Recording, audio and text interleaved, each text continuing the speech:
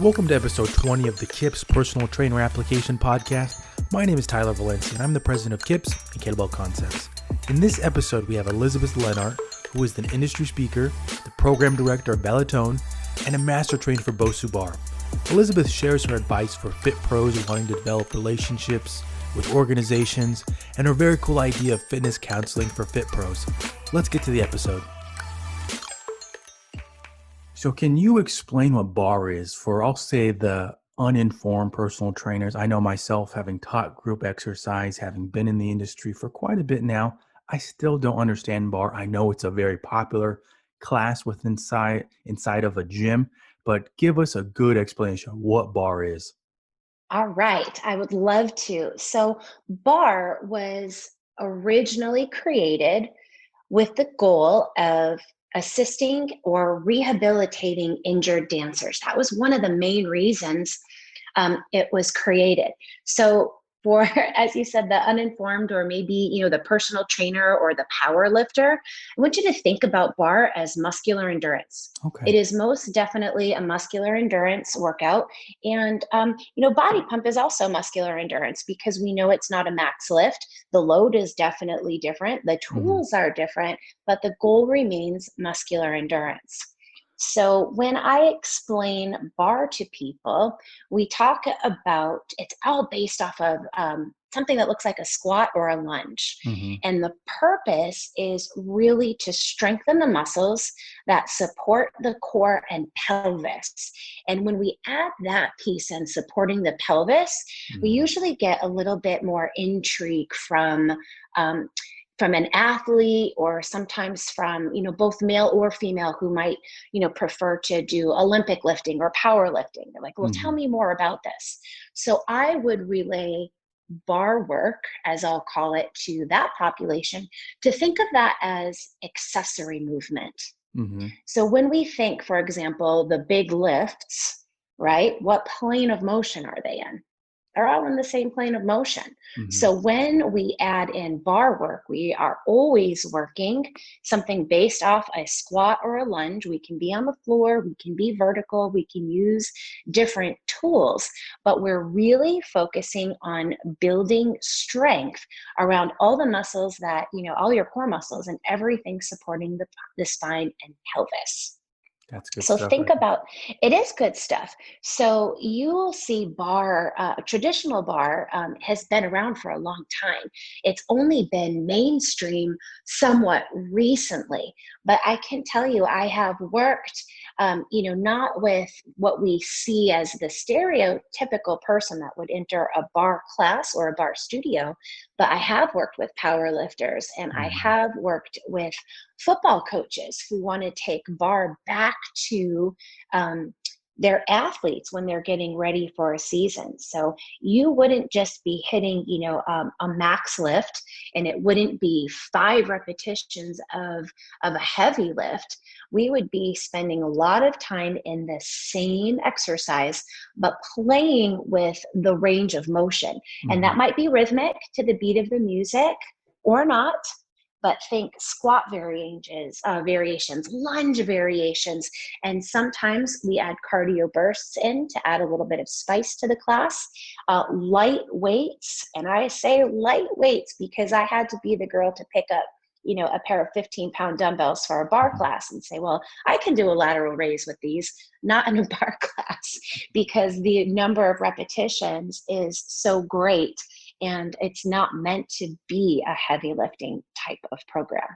Gotcha. That's a good explanation. And really, I feel like when an athlete is shown doing it on, I'll say on ESPN or any type of social media site, I feel like those are usually what sparks you. Like, okay, what is that? What is barre? Yes. And I feel like similar instances has happened with, say, Pilates or yoga, when they see a Yes. popular athlete doing these types of exercises, but really getting the information out there to the general pop. And I will say that I am at fault even that when I've seen barre classes going on, I've seen mostly predominantly with the female population doing it, but all the Sure. things you mentioned right there are great for everybody. And those are, I'll say, even the principles of it are things that powerlifters, Olympic lifters, athletes, those are things that they want to incorporate more. And sometimes they're just going on social media or digging into forums is trying to find what are accessory lifts to help my squat or deadlift. And really, here's something that's been around for a while that can help them. Yeah, absolutely. Because it's all about the delivery. Yeah. It's really about the delivery. You don't have to have your hair in a bun to do bar, and you don't have to use the music that you would most commonly associate with bar. I mean, you can use AC/DC and Mm-hmm. work muscular endurance in those Mm-hmm. planes of motion. But it really, you have to know your why. When Yeah. I first started doing bar, it was actually to rehab and strengthen weak muscles. I started to develop a medial collapse, Mm-hmm. which I would not have known. And I had an injury, and I was like, oh, we need to work the glute medius a little bit more than we have been. And that's translated into a lot of success. So many enjoy it as their only workout. For me personally, I enjoy it and I do it as a workout, but that workout has a space in my weekly regime. It's not the Mm-hmm. only thing I do. It supports the other things that I do and lets me do a better job. Oh yeah, that's right there. That key right there lets you do a better Hmm. job at lifts or performing in action. Those are the things that people might hear this part of the podcast and be like, okay, that's why I want to do that. And I mean, as someone that does do Olympic lifts, power lifts, I mean, right now, and I feel like this is pretty typical. We, as people that subscribe to that type of theory, we just sprinkle it in here and there, maybe once before a lift or for accessory work, how you mentioned, when dedicating some time to it, putting in your schedule could have a big impact on your performance, which I think is really crucial. And I appreciate the explanation and how you did it because there are people like me. I mean, I've been in the industry for over 10 years and worked in gyms, done education, and I still didn't know it, just how you explained it right there. And really, I kind of relate it to even what I've learned over the past couple of years when talking with people that are subscribed to, say, Viper, and what they do with multiplanar movements, Yes. loading in those different planes, and even how now people approach the word core stability, and how core stability, performance can be a part of a program. We're not just thinking about it in terms of crunches, planks. How can we load the spine and improve performance with these types of loads or even a class like bar, which I think is really great. So Yes. now I think the issue is getting it to the population, the general pop. How can a gym goer see this, understand it? Because right now they still think that, okay, strong core, I need to go do 100 crunches or leg lifts. And it's like, Sure. not Oh, really. yeah. So that connecting No, those no. pieces. Oh, definitely connecting the pieces. And you think too, someone might come to a bar class and maybe that environment is the perfect fit for them. And maybe Hmm. it's not going to be their soulmate workshop, but that doesn't mean that they're not going to be able to take pieces of the workout or the education behind it and Hmm. apply it to, the vibe that works best for them. So Yeah, it's a great format that can be fused with other disciplines and programming as well. I like that. I like that. Yeah. So, Elizabeth, in doing, I'll say, some preparation for the podcast, I saw that you're a part of a variety of your connections with different types of organizations. There's some great ones out there. How did you get involved with Balletone and BOSU? Oh, wow. So I've been super lucky to have had and still have amazing mentors in the fitness industry. And my very first fitness mentor to take me outside of my little local area was Shannon Fabo. And Shannon had a company called SFR, Sunshine Fitness Resources. And she did a phenomenal job of trying to bridge that gap between fitness professional and possible fitness educator and presenter. Hmm. So I ended up being connected with Shannon. And at the time, Shannon was my boss for both BOSU and for Balletone, Mm. because she did own Balletone up until in the United States. Up until recently, I believe she might still own it in Japan. So she had been my mentor. So those were my first companies and formats that I became a master trainer for through that guidance. So we had, oh my gosh, it was so eye-opening, because sometimes if you go to a conference, if it's your first experience, you are a kid in a candy shop and you cannot wait to do everything, and you think that you can teach this really great class at home. So Hmm. why not up on that stage? And then you learn all the things you didn't know that Hmm. you needed to know and master and practice in order to be ready to do something like that. So Shannon, has been my guide through that process for well over a decade. Wow, that's great. That's great. And Yeah. really a good conversation I had in the last podcast with somebody that you and I both know, Steve Feinberg. And I within love that, we Steve. within that we talked about mentors and finding mentors and reaching out even outside of the fitness industry and what those how they can benefit you. So it's great that you shared how somebody helped your career tremendously in terms of getting you connected with these organizations, and from being with two notable organizations and being a master trainer for them. What kind of advice can you share for someone that they're a trainer already, they've been on the 9 to 5, I'm calling it 9 to 5, but we know that it's a 6 a.m. to 6 p.m. or 9 p.m. But There we go. what what kind of advice can you give them that they're like, okay, I really like this one organization, I would like to try to teach for them or collaborate with them? What kind of advice can you give them? Oh, this is such a great question, and we get this question often in club trainings and at conferences. Um, you know, what you really need to do is know your why, and that's definitely the guidance Hmm. counselor in me who's been Yeah. coming out lately. And you have to know why. Sometimes people will approach me, as program director for Balletone and say, "What do I need to do to become a master trainer for Balletone?" Hmm. And my first question is, tell me what you like about Balletone. Hmm. Hmm. And it's always, I will take any feedback that anyone has, and I love hearing their responses. And then you quickly find out if someone really has a passion for the program, or whether they want to put the words master trainer next to their name, or Hmm. they want, maybe sometimes they want the master training experience and they don't know where to begin. So I would always advise the person asking to really spend some time thinking about what they're attracted to.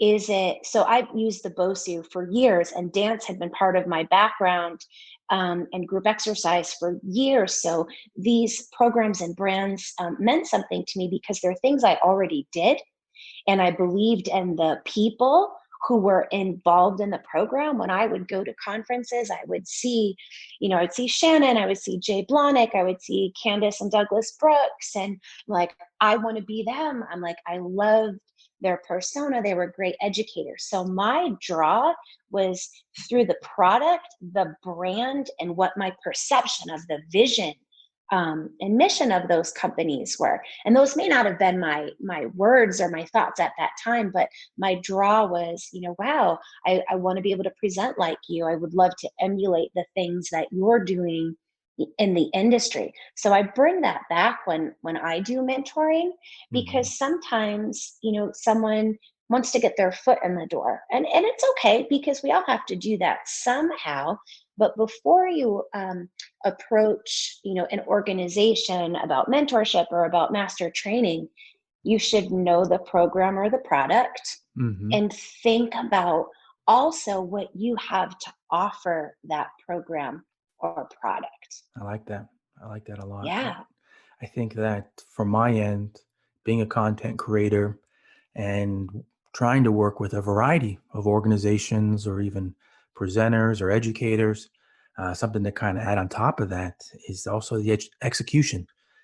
Trying Yes. to understand what the work is that goes into it. It's one thing to approach someone, an organization, BOSU, KIPS, Kettlebell Concepts, whatever that might be, and say that, oh, I'd love to work with you guys. I think you guys great content, great education, but there's so much work that goes on. And if you haven't done it before, if you haven't created education, if you haven't taught yet, just understand that it's a big process, and you got to be able and willing to execute on it. Because if you don't, so, and it's sad to say this, but it's almost next person up, because there are many people that want to speak at conferences, create education, and there are some people that sometimes get to skip the line and be with organizations because of their connections. I know I've been lucky enough to have uh, and work with organizations that allowed me to go to conferences and speak and all that great stuff. But I know there's hungry fitness professionals out there, especially right Yes. now, that want to get Yes. into it. And so be ready. It's a very competitive industry. So It's be on very, it. very, very competitive. And you Yeah. do, I agree with everything you've said. You have to know your craft and practice it. And Hmm. just like anything else, identify your weaknesses, Yeah. and really be willing to take that feedback and apply the feedback. That's going to be what makes a difference. Whether you're presenting at a conference, whether it's in a club or presenting, within your club as a trainer or instructor, all those are great places for you to start to apply That's everything you good. learn. That's really good right there. I like that right there. Yes. And that even goes into kind of what we discussed a little bit for recording here with being a counselor for fitness professionals or for gym members. Can you kind of dive into that again? Because I really think that that is different and something that gym fit pros need to hear. Yes. So my master's degree is in educational psychology and post-grad work in athletic counseling. And I was a guidance counselor before I had my first opportunity to dive into fitness full time. And as I've watched things evolve, and I receive feedback about my performance, or people asking, where do I start, the thought occurred to me that we need a fitness guidance counselor. So if you're the consumer, it's so easy to be overwhelmed with what class is right for me. What is it that I need to do? And, it might sound silly to a fitness professional, but to the consumer who's taking, like, I love indoor cycling, but you might find someone taking indoor cycling religiously and wants to know why he or she doesn't have cut up and ripped shoulders, triceps, and biceps. And Hmm. they really, if they don't have the education, it's our job to steer them there. And I think that's a missing piece. If you take it, even as someone looking to become a master trainer, well, let's find the right program or fit for you. And Hmm. having some direction would be amazing. And it really, I felt that guidance counselor calling, the past year or two. And now with COVID, unfortunately, it's so sad. We have facilities that are closing, and fitness professionals who um, are unemployed because they might still be in shelter in place, or facilities are closing, and they're not just having to pivot; they have to recreate themselves. Yeah. So I'm thinking, you know what? Maybe we didn't appreciate our guidance counselor when we were kids because we Hmm. didn't know what we didn't know. We Hmm. could really use someone acting as a fitness and career counselor to our fitness professionals today. I like that a lot. I like that a lot, especially Yes. having worked for now three educational companies that primarily focus on entry level trainers with the personal trainer certification. That is such a common thing you see with somebody that becomes certified. What do I do now? I just got certified. Where do I even start? And knowing your options is so important, because do you want to be a contractor? Do you want to be an employee? Those have different ramifications.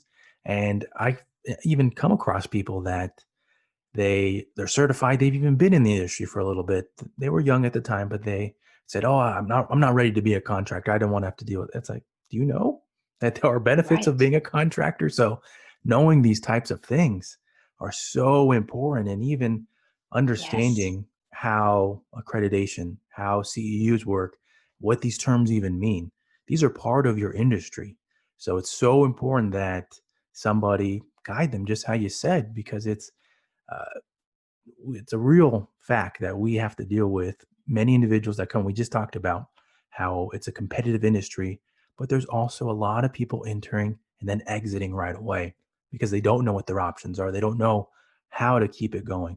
And so, even right now, as we're recording this, I mean, I focused a lot of resources with KIPS towards making content, free content that's geared towards technology for fitness professionals. So how can you go online? What are the different platforms and those types of items? Because you got to adapt. If you're going to be waiting around and thinking, okay, maybe my gym's going to open a month, when you could have switched online, kept some income coming in, you don't know what you would uncover in that process. You might That's right. see some really great things come from it, and now you have another resource at your hands that you can work with. So, um, Most go ahead. definitely. Yeah. Most definitely. And it is such an unfortunate and uncertain time for sure.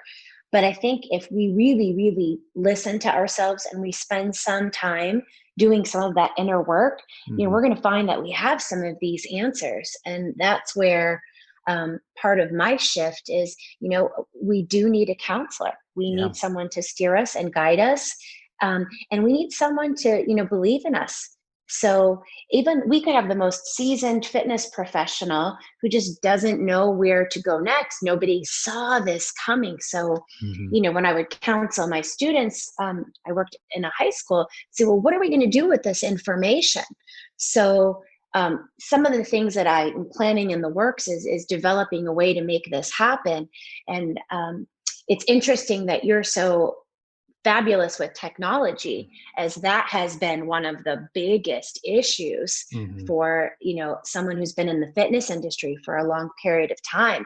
So some of my fitness sisters and I have almost developed a reverse mentorship where I've been in the industry over 20 years, and there are some instructors who are new to the industry who are out there killing it because they're not afraid of technology. Yeah. So even setting up a way where we're saying, I'll mentor you to be a better instructor, and you can make us feel less fearful about technology, and maybe putting ourselves out there, which is not something that we did even 10 years ago, the way Hmm. it is right now.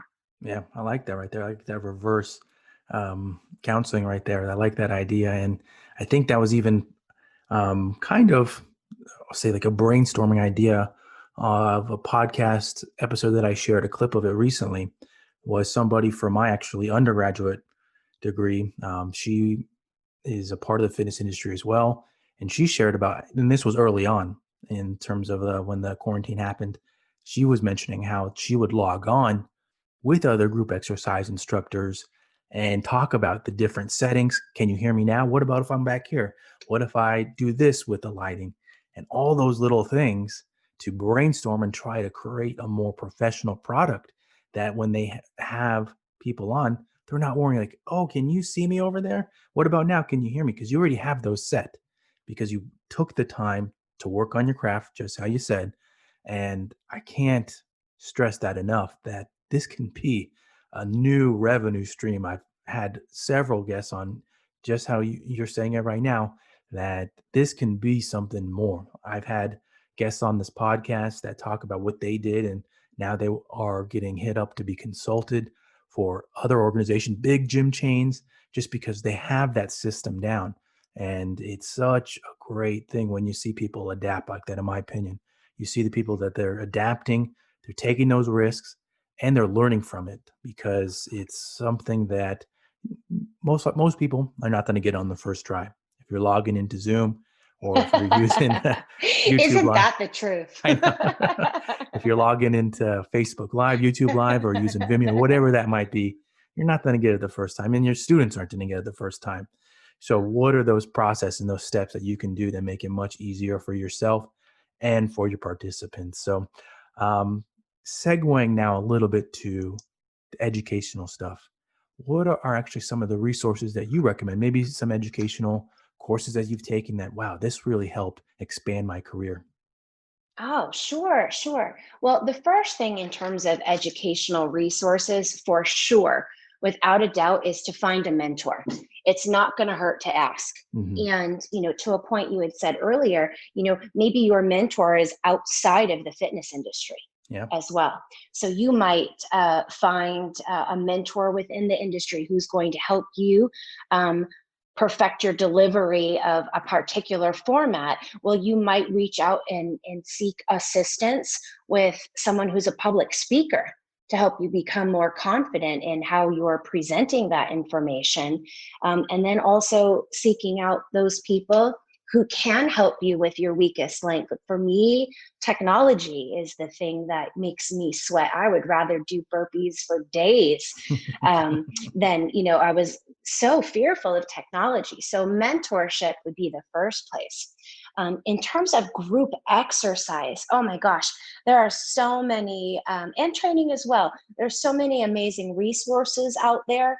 I highly recommend Idea World Fitness. Oh, yeah. My first conference, oh my gosh, in San Diego several years ago was so life changing.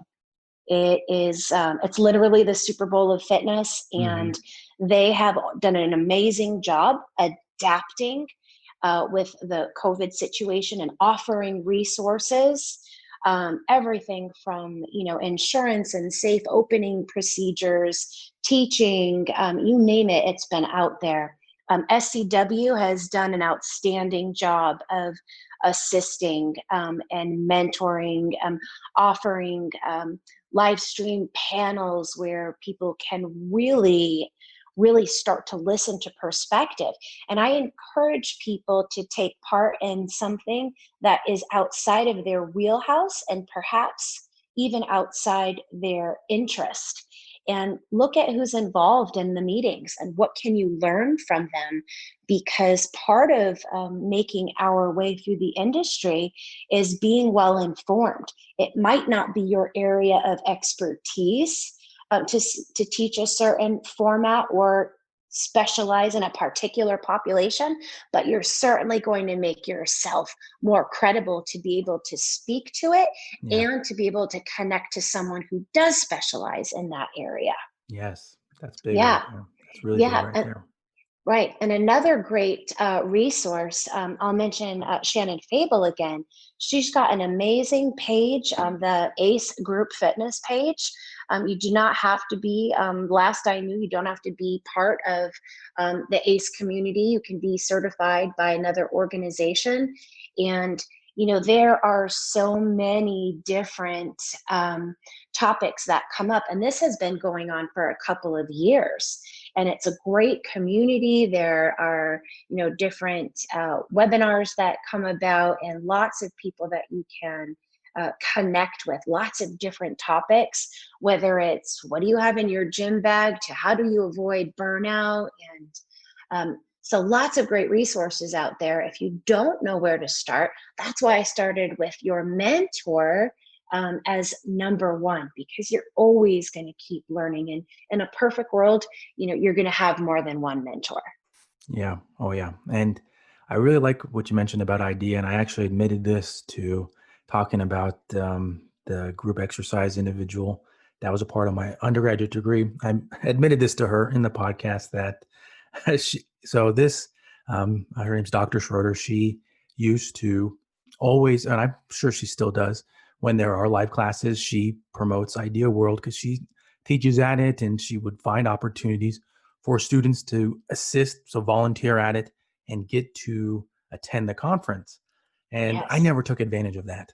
And I admitted it to her. And it was because I was young, naive, and looking back on it now, attending conferences, I see what the value is for that fitness professional just starting off in terms of just how you exactly what you said, seeing these different formats, going outside of what you're used to, what you know, and you never know. You might see something like, wow, that does spark something for me. That could be something that I want to add to my educational resources. I might get a little taste here. And then after this, I want to get a certification in it. I want to learn more about it because I see this as being a part of my business. Because going even back to how we started off, talking about your why and your passion, it could all form from just that. That's such a great idea. I mean, that's a great perspective. I think we need to reach out to some people. That's a What a great way for people to come in and really experience not just the formats, but how people react to them, and Hmm. who the population is that shows up at this session versus Yeah. this session. And what there's nothing better than that live feedback, and to be a part of the question and answer that comes in the workshops. I'm so loving that idea. Oh, yeah. Really good stuff. So, with the educational counseling and potentially transforming this into, I don't know where you want to take this, but I see it being such a great resource, especially right now. And there being a variety of ways that you can implement it. Um, you're doing group exercise stuff online right now as well, right? Yes. So what can you share? Because I asked this pretty recently to a lot of the guests is about the technical difficulties that you're having and how you and how you persevered through them. Because I'm sure that there are more people that are having these. What are some of those? Oh, geez. I am the queen of technical difficulties. I am always, or at least that's my perception, and I always like to be Hmm. prepared. Hmm. What I can tell you for the type of classes that I teach, most of them are rhythmic. They don't have to be. Hmm. The sound quality is a concern, and it's a challenge, especially if you're trying to work to the beat of the music. If your music needs to be a particular beat per minute, where something like Balletone does. Um, the huge challenge is being able to share your music in a way that your participants can hear it, but that you can also hear it. And my goodness, if there were like a fly on the wall watching all of us try a million different ways, and watching, any possibility on YouTube, and, many of us would be on working, talking to each other on the phone, working with multiple devices, trying to get that music out to, so that both the participant can hear it and so that you can hear it as well, because that will totally change the experience if that gets lost in translation. So that's been a challenge. But what else I find super interesting in taking classes online or training online is finding the right platform. I 100%. think, Yep. yeah, and I think, you've talked and touched upon this in some of, the podcasts and webinars that I've seen you in, and knowing, should I be using Zoom? Should I be using another platform? Should I be trying to target my people, through Facebook, Instagram, YouTube, private software company? There's a ton out there, and I'm sure there are more being creative, as we record this. So that's a lot to think about. And I would encourage it, instructors, trainers, professionals to really explore that, because I don't think that online is going to go away as a way to help people stay fit and to reach our consumers. So, we might get away with, something that is not super clean right now, but eventually, our consumers are going to be looking for, a video and an experience where, those bumps are worked through, and it's a really professional experience for everybody. Yeah. And I think what you mentioned with the experience, I think that that is an aspect that we sometimes forget, that you can create that. You can create some type of experience that is professional, and that maybe you get some, I'll say, little bit of what you get with live. The example that I'm going to bring up now is somebody that I had on the podcast maybe 5 episodes ago. And she shared about how and why she uses a private group on Facebook so that members can chime in on workouts going on. She saw that some members were watching from work and still commenting because they like that community feeling. So you can still find those types, and really it's up to you, just how you're saying, to explore those and find what you want to include in your experience and for your business. So it's really a unique opportunity if you have that perspective that, okay, I want to do this and I want to learn something new about it. You just got to be willing to take that step. Absolutely. Yeah. Yeah. So as we get to the podcast takeaways, and this is always something that I always start by an explanation of why it, because if you just hear it right off the bat, you're like, oh man, that sounds harsh. But in here, we're going to talk about 3 lies about teaching group fitness. And you have such a great story and experience within the industry. And the reason why it's framed as 3 lies about teaching group fitness is because it'll depend on the instructor, their experiences. And where I got this was a Ironman competitor. I think he has a Netflix show called Iron. It's a documentary called Iron Cowboy. He does 50 Ironmans in 50 states. I think it's consecutively, which is insane. And he was asked, what are Wow. 3 lies about doing a Ironman?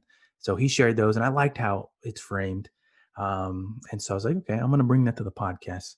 So Elizabeth, what are 3 lies about teaching group fitness? Oh my gosh, there are so many. But I will start with the one that I think some newbies might get into it. And that first lie would be that we just get paid to work out. That, right? That alone is loaded, and we could come up with a million subtopics off of that. But the industry has changed, and how we teach and what we teach and the tools we need to efficiently and safely teach have changed as well. So, I think some people might get into it and say, well, I'm just going to get paid to work out. And then they find out how much work and practice is involved to deliver a quality experience and to really create engagement and community.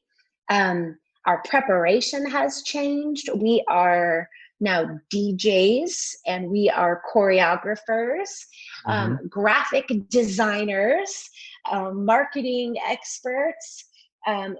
Some have emerged into social media influencers, counselors of sorts. There are so many different things that you need to take into effect, and that's all just getting you ready to work out. You haven't even practiced the workout or the delivery of it yet. This is, stuff that you need to do to prepare for the session and to market the session. So it is a lot more. And, I saved the best for last on this one. It is not about our workout when you're teaching a class. It is about the members' workout. What do the members need? What is their experience like? And what can we do to enhance their experience and their connection, not just with you, but with everybody else in the room? Yeah, it's so true. So true. There's so many levels to that.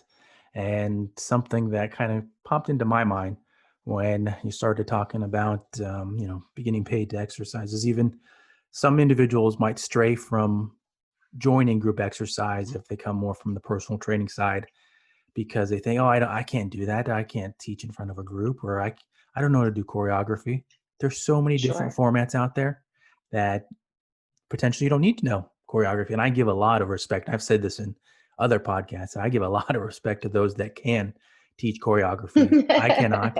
And that's why I taught boot camp style, There you circuit go. style. But it's such a great resource for personal trainers. And you think about it, and I'm not making these up.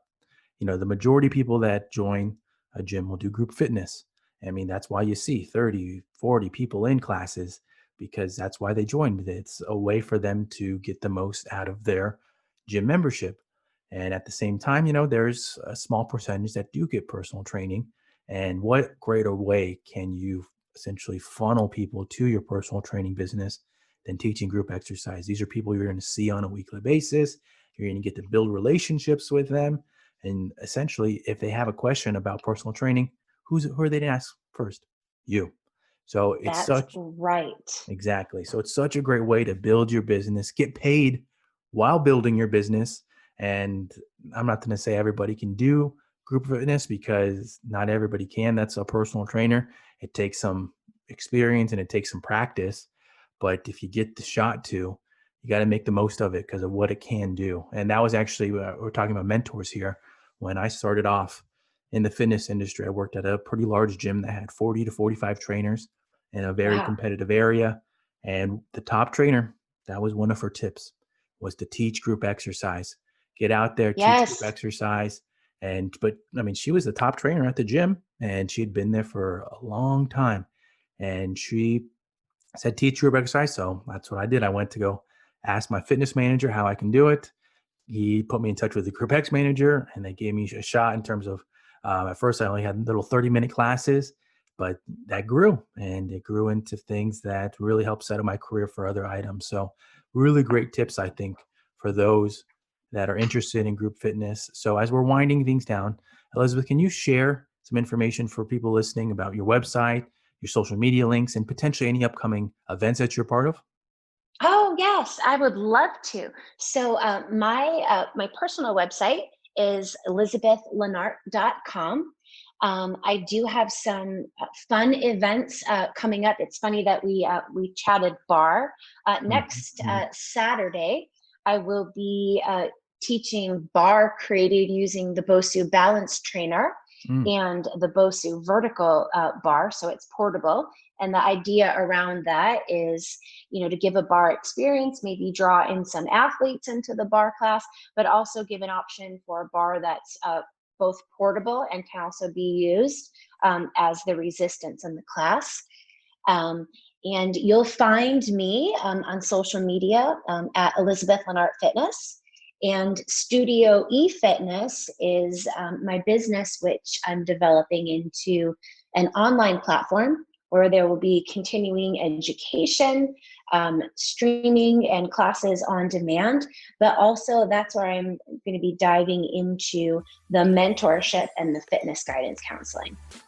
great stuff. Really great stuff in Yeah. this episode. I really appreciate you coming on, hitting the pavement in terms of right off the bat, sharing great tips for personal trainers, group exercise instructors, or even those that are just chiming in just to listen during these times. So again, thank you, Elizabeth. Thank you so much. I really appreciate being here. We need your work, so thank you so much.